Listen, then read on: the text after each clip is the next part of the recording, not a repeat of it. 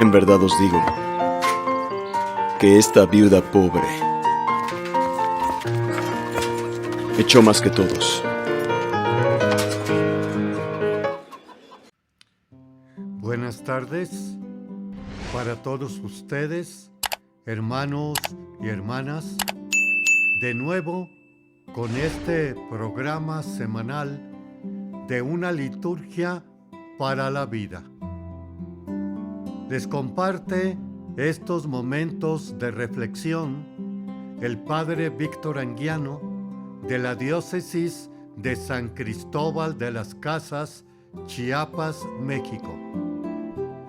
También pueden ustedes acceder, además de YouTube, a través de otros medios de comunicación como es Spotify, Apple Podcasts, YouTube Music, Amazon Music y iHeartRadio. Domingo antepenúltimo, 32. De nuevo, recordar que Jesús ya está en Jerusalén y, como decíamos la semana pasada, previamente había entrado a Jerusalén, como lo recordamos clásicamente en el Domingo de Ramos. Más también se vio en esta semana la cuestión de la purificación del templo. Quiten todo de aquí y no conviertan la casa de mi Padre, casa de oración, en cueva de ladrones. Ahora Jesús está en un lugar muy especial que se llama la Sala del Tesoro, en el templo, donde hay 13 cepos que, según la intención del donante, se reciben de parte de los sacerdotes y entonces es depositada en estos cepos que tienen una introducción para las monedas en forma de trompeta. De ahí el sonido consecuentemente que hacen cuando son precisamente echadas. Otra de las cosas que también debemos de tener presente es que estos escribas o imprentas humanas, tanto escribir la ley y los profetas, ya se lo sabían bastante al dedillo. Por otro lado, también muchos de ellos también pasaban a ser doctores de la palabra de Dios. Por ahí los oímos también de hablar en las Escrituras. Y estos tales doctores de la iglesia eran bastante literales en la cuestión de la escritura, mas también un largo aprendizaje hasta los 40 años, donde se les imponía las manos de los otros doctores de la ley, mas se les ponía una gran túnica bastante visible, que es precisamente lo que hoy se nos habla en el Evangelio, que nos dice así: enseñaba Jesús a la multitud y le decía: Cuidado con los escribas. Les encanta pasearse con amplios ropajes y recibir reverencias en las calles. Buscan los asientos de honor en las sinagogas y los primeros puestos en los banquetes. Se echan sobre los bienes de las viudas, haciendo ostentación de largos rezos. Y advierte drásticamente el Señor: estos recibirán un castigo muy riguroso. Vámonos a el texto. Ya dijimos el contexto, que ciertísimamente viene para los sacerdotes. No se niega los obispos y el Santo Padre o los cardenales. Específicamente es para los que estamos directamente en el trabajo del templo. Y más específicamente, ¿qué hacemos nosotros con las limosnas? Son realmente acogidas, como también distribuidas equitativamente para el beneficio de la iglesia, material como humana. De ahí que viene aquí 3 características para nosotros. No se niega también para los catequistas, para los que de una manera u otra estamos dando este servicio de la fe al pueblo de Dios. Acá mucho se utiliza, pues no solamente acá en Chiapas, sino también en varios lugares de nuestro país hay los tales mayordomos.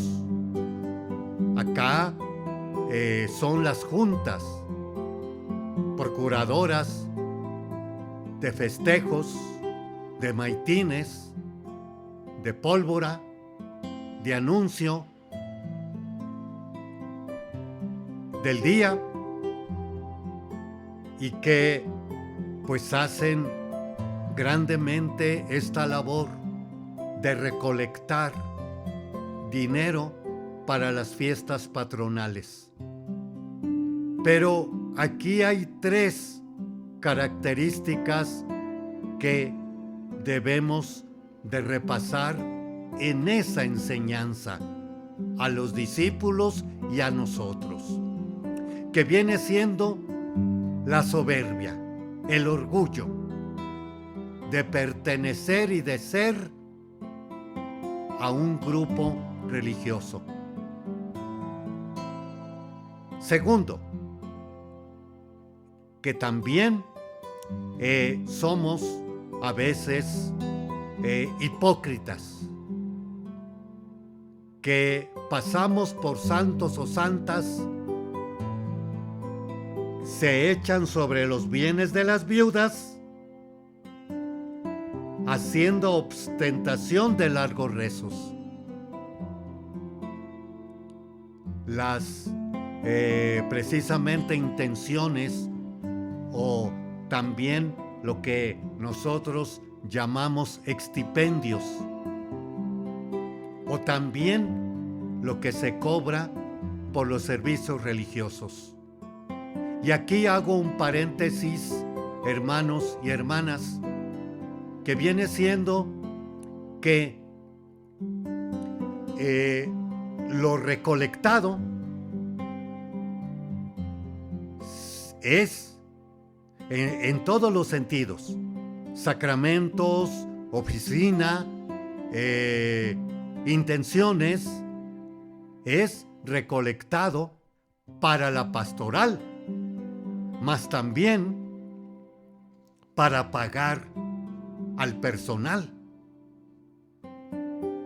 También no se niega la cuestión de la luz, la cuestión del teléfono, el agua, que también debemos precisamente de contribuir con ello para beneficio también de la sociedad. Y muy poco se sabe que desde el año 1992, se hizo la relación iglesias y Estado. Entonces, todas las iglesias, habidas y por haber, católicas o no católicas, estamos registradas. Tenemos nuestro RFC y también mensualmente tenemos nosotros que dar un reporte económico a la curia diocesana y a la vez ellos a Hacienda para que se vaya viendo nuestras entradas y salidas que tenemos mensualmente.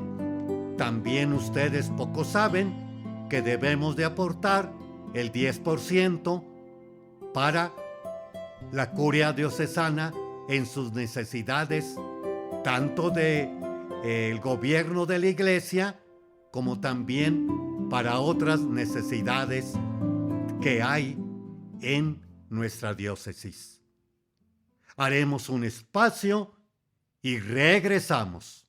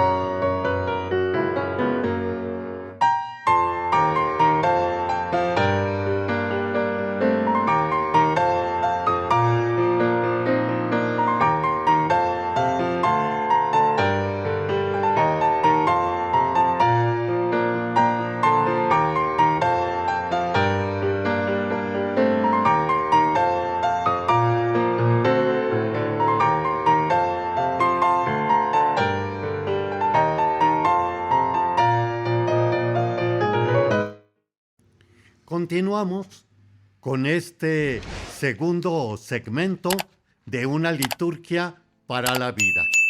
Hablábamos acerca del domingo 32 para 34 el total de este año de la fe en el ciclo B, que nos estuvo precisamente llevando de la mano Marcos.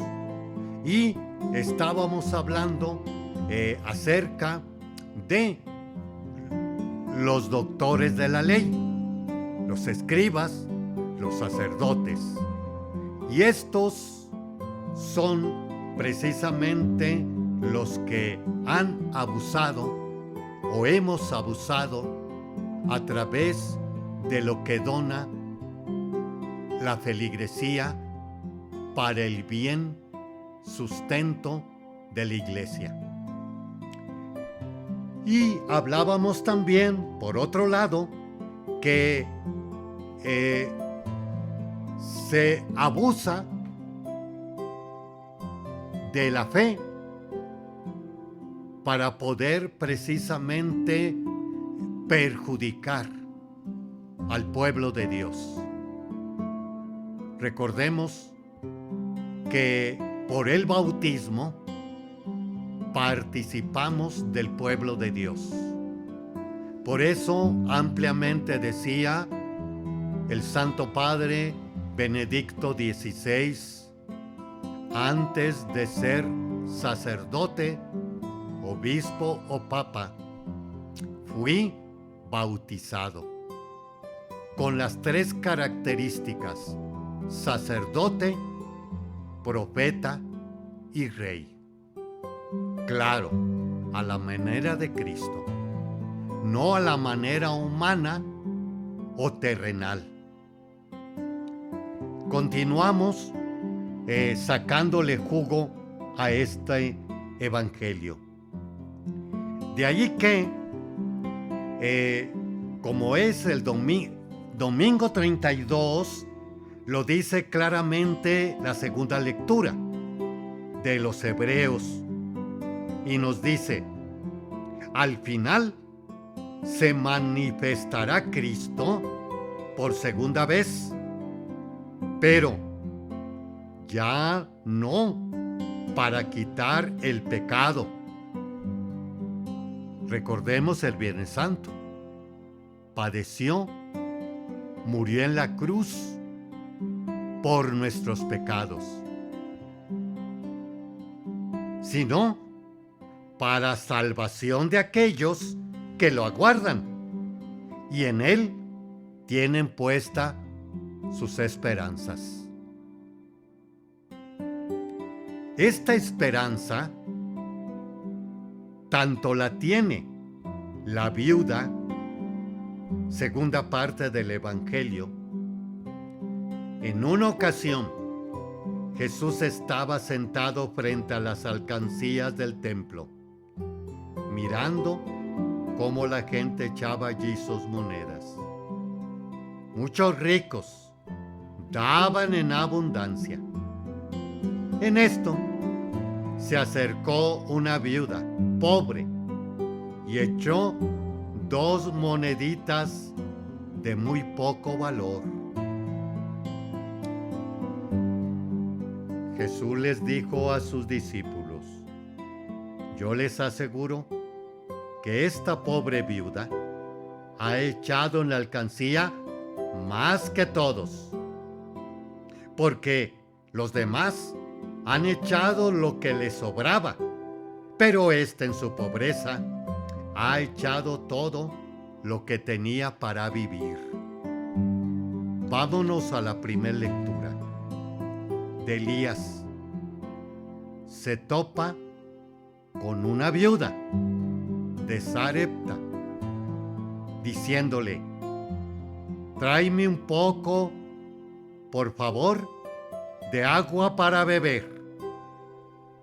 Cuando se alejaba, el profeta le gritó: por favor, tráeme también un pedazo de pan. Ella le contestó: te juro, por el Señor tu Dios, que no me queda ni un pedazo de pan.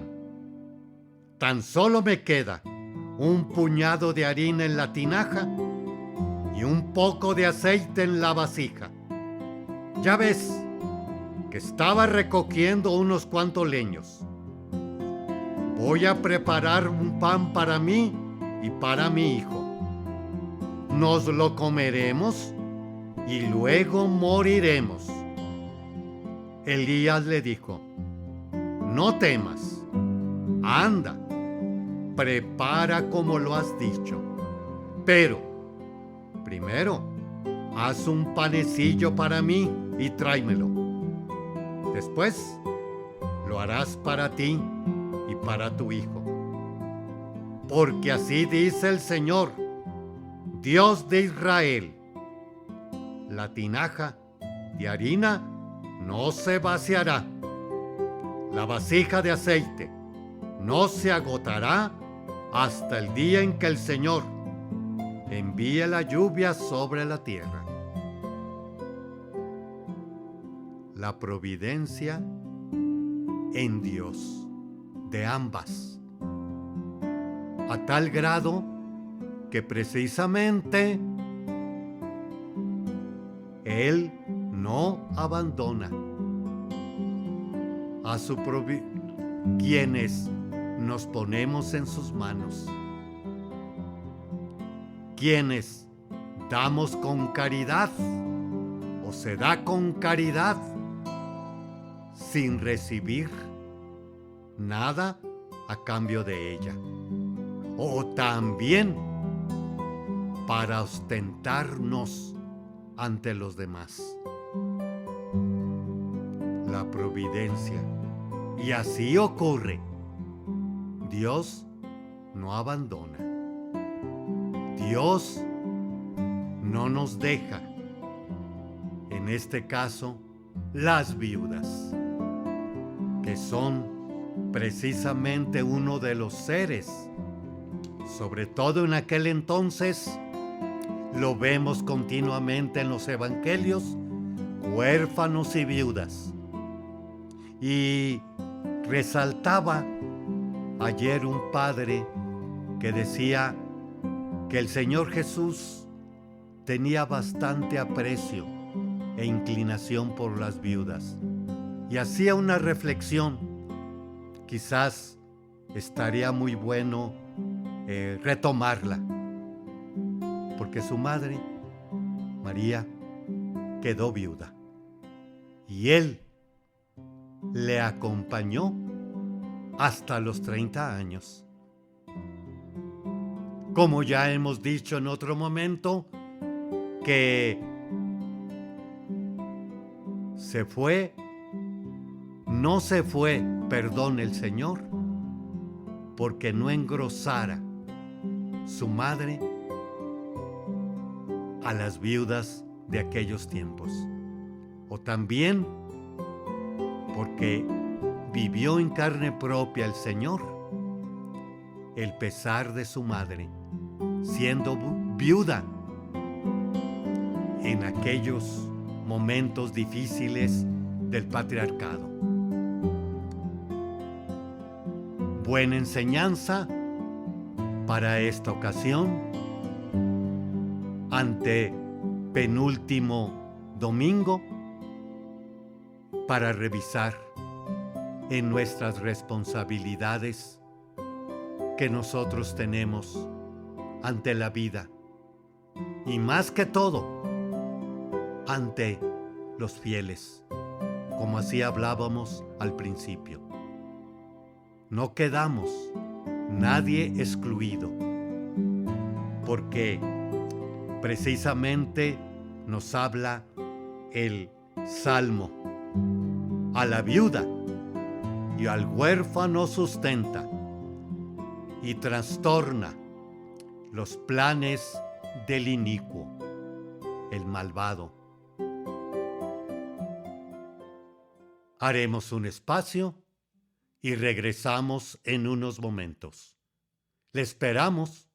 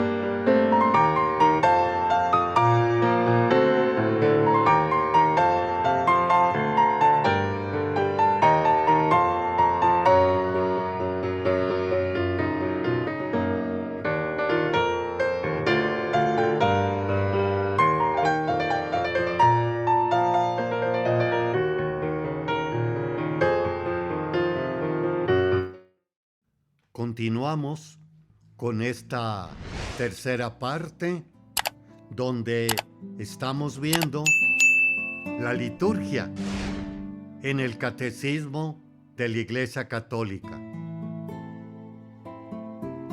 Los catecismos posconciliares. Sin duda que el Concilio Vaticano II fue el don que Dios otorgó a la Iglesia para repensar la buena nueva y proponerla a los hombres, renovada y con mayor fidelidad. Sin embargo, durante sus sesiones se expusieron muchas cosas, pero no todas fueron aclaradas. Parecería que todos decían lo mismo, pero no todos pensaban lo mismo, ni las interpretaciones de la fe eran siempre convergentes. En marzo de 1966, apenas un año después de la clausura del concilio, la Conferencia Episcopal Holandesa publicó su catecismo. Este fue acogido ávidamente en grandes partes del mundo como una forma renovada de la catequesis. Su gran difusión y los problemas que planteó exigieron la intervención de la Santa Sede. A pesar de las objeciones y ruegos de introducir correcciones, ni los redactores ni los obispos holandeses aceptaron rehacer el texto. Este hecho suscitó graves cuestiones de fondo sobre la autonomía y la capacidad de una conferencia episcopal para formular la fe al margen de los demás. En torno a la posibilidad y conveniencia de una nueva formulación de la fe para toda la Iglesia y, en su caso, la forma de realizarla y la acción correspondiente del Papa. En relación con este hecho, el profesor, en aquel entonces Ratzinger, expresó la opinión de que el tiempo no estaba todavía maduro para tal proyecto. En 1966 no se habían hecho todavía visibles los problemas en toda su envergadura. La interpretación auténtica del concilio fue también un tema que salió a la luz a partir de la publicación del libro Iglesia de Hans King, que, según palabras del autor, es una eclesiología paralela a la del Vaticano II. La teología de la liberación planteó otros problemas de fondo. La inculturación presentó imperativos y dificultades nuevas que encontraron respuestas diversas, desde el concordismo o adaptación fácil a las propuestas de una lenta y profunda reflexión. El pluralismo llevó a tal diversidad de expresiones de la fe que muchos no veían posible convergencia, ni cómo se daría la unidad de la Iglesia. la situación compleja de las iglesias misioneras plantea otras cuestiones. El surgimiento de grupos, ideas, movimientos y comunidades que ven y viven la fe desde su peculiar óptica revolucionaria o carismática, espiritualista o política. Unos viven de la enseñanza conciliar, mientras otros se erigen a sí mismos en criterio absoluto, gestando un paraconcilio, anticoncilio o metaconcilio. A estos fenómenos intraeclesiales se suman otros de naturaleza secular más general. A lo largo de estos decenios y paralelamente a estos procesos históricos, se habían elaborado diversos catecismos, siguiendo varios modelos. Los llamados catecismos bíblicos tendían a recuperar la fe a partir del origen, desde la Biblia, organizando la materia histórica y genéticamente o a partir de una idea clave de la Biblia, como sería la alianza o promesa del reino. Otra opción fue la de exponer la fe a partir de las dificultades que la razón moderna encuentra para creer. Reinterpretaron los dogmas, intentaron sumar su verdad originaria con las necesidades y límites de la conciencia contemporánea. Tal es el caso del catecismo holandés.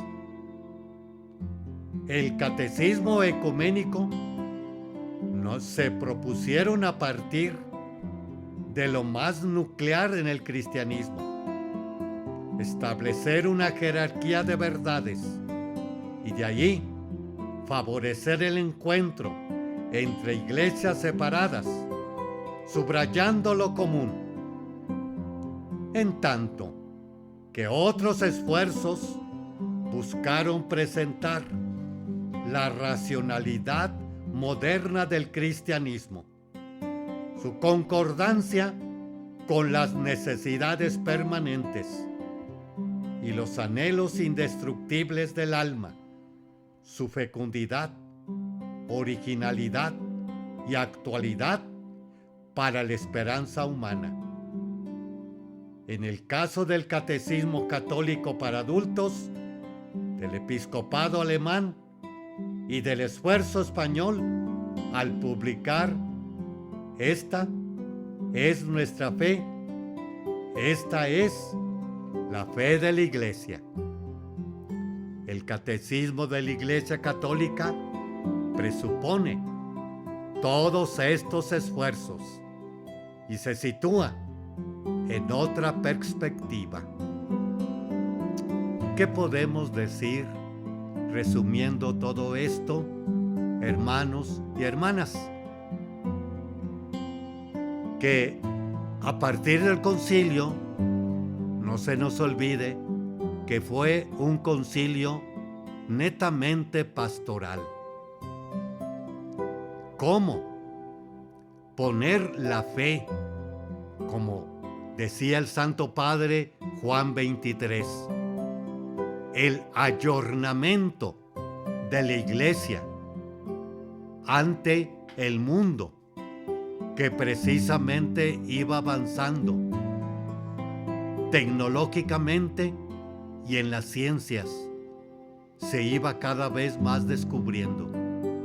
Y aquí vemos cómo tuvo que afrontarse la fe ante grupos, ideas, movimientos y comunidades que ven la fe o viven la fe desde una peculiar óptica revolucionaria, carismática, espiritualista o política. Es por eso, en el año 95 del siglo pasado, sale a la luz este catecismo de la Iglesia, muy básico, para poder de allí hacer los demás catecismos en cada una de las conferencias a nivel católico de nuestro fe cristiana y católica. Haremos un espacio y regresamos en unos momentos. Pueden también acceder a Spotify, Apple Podcasts, YouTube Music, Amazon Music y iHeartRadio.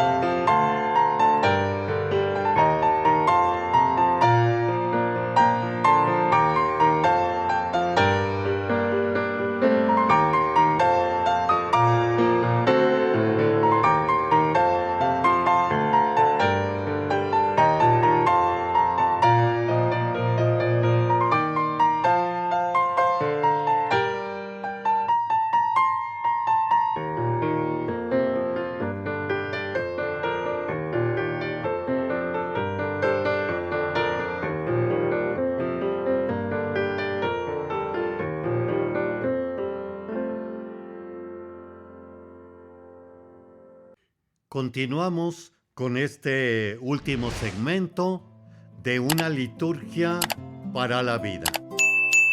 Ahora vamos a ver el santoral de esta semana. 11 de noviembre. San Martín de Tours, obispo. Año 317. 397. Más conocido popularmente como San Martín Caballero. Su padre era un oficial romano y Martín, aunque nacido en Hungría, fue educado en Italia. Se alistó a la Guardia Imperial. Cuentan que depuso las armas después de que se encontró con un pordiosero y compartió su capa por la mitad para compartirla con él. Más tarde, tuvo una visión de Cristo que llevaba esa misma capa.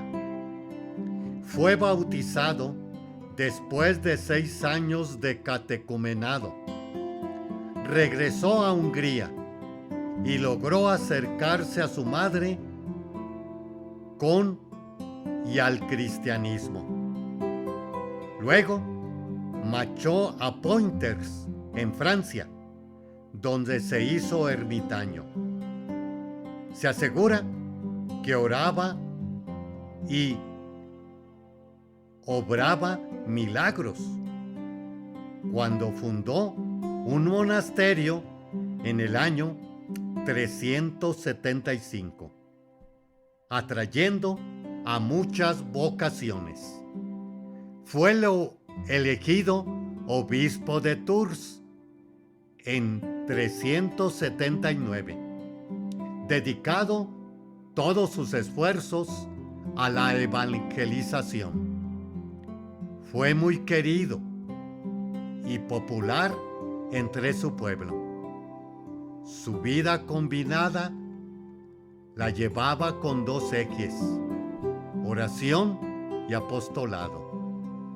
Invita a una vida de oración que da fruto, según nos dice el catecismo. La oración es cristiana, en tanto y cuanto es comunión con Cristo y se extiende por la Iglesia, que es su cuerpo. Número 2565. 12 de noviembre. San Josafat, obispo y mártir. 1580-1623. Era un hombre de negocios en Vilna, Lituania, pero los abandonó.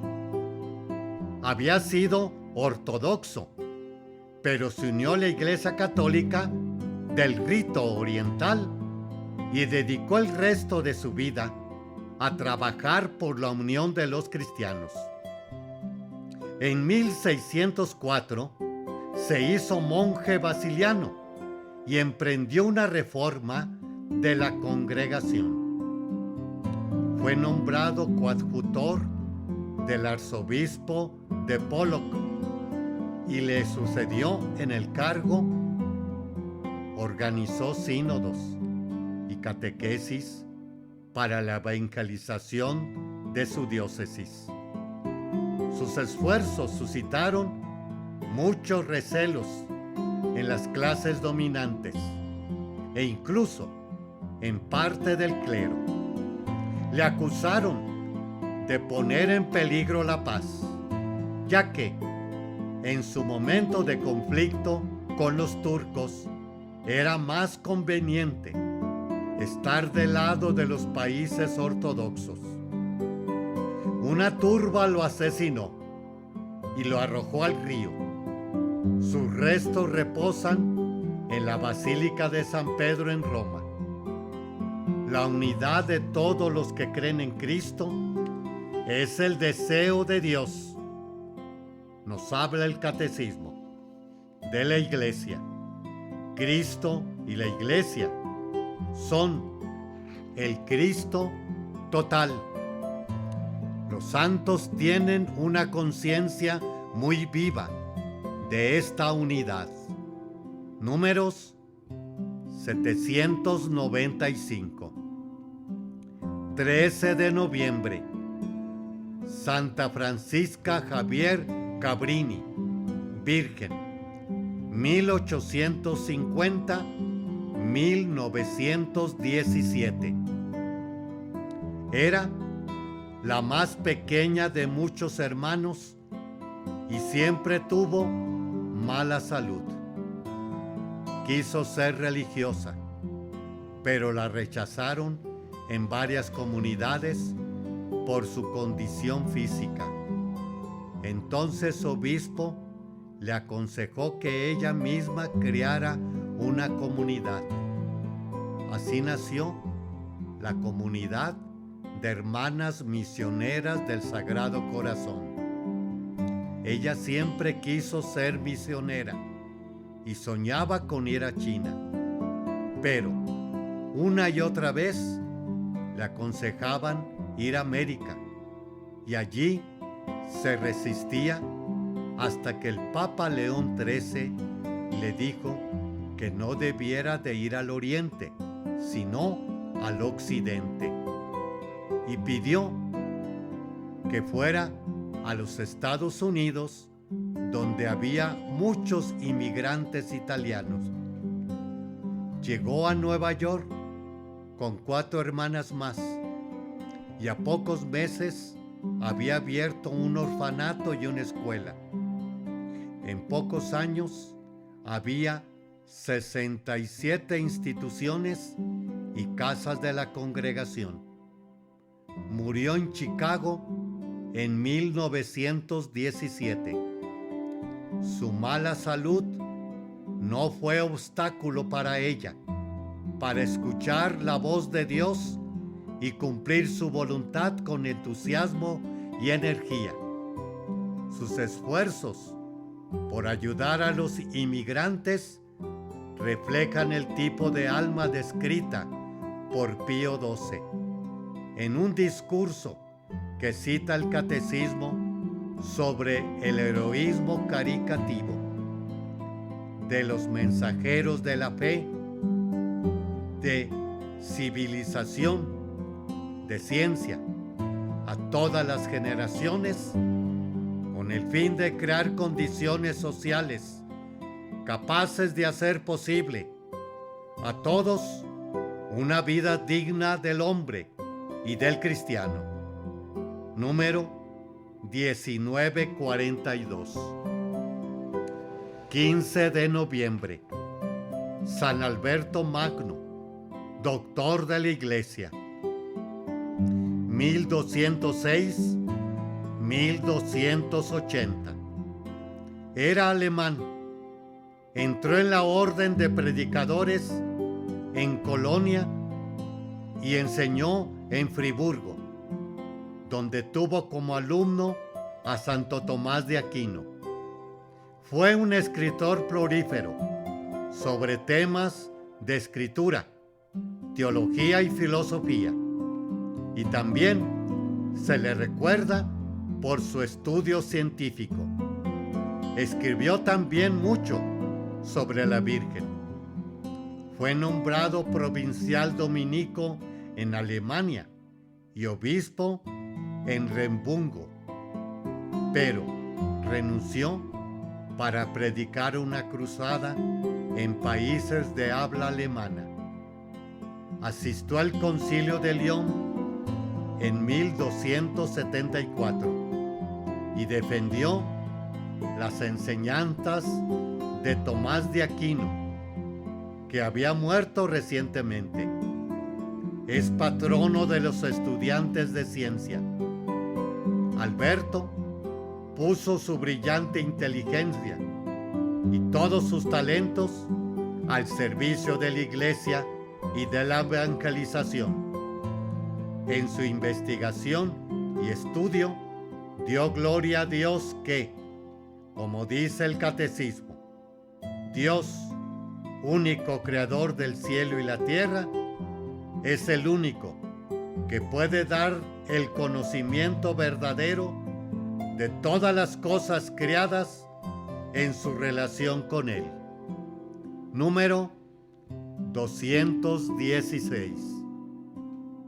Muchas gracias, hermanos y hermanas, por haberme dejado entrar a sus hogares, a su corazón y pensamiento. Se despide de ustedes el Padre Víctor Anguiano, y que Nuestra Señora, la estrella de la evangelización, nos ayude a llegar a la patria eterna. Buenas noches, buenos días para todos.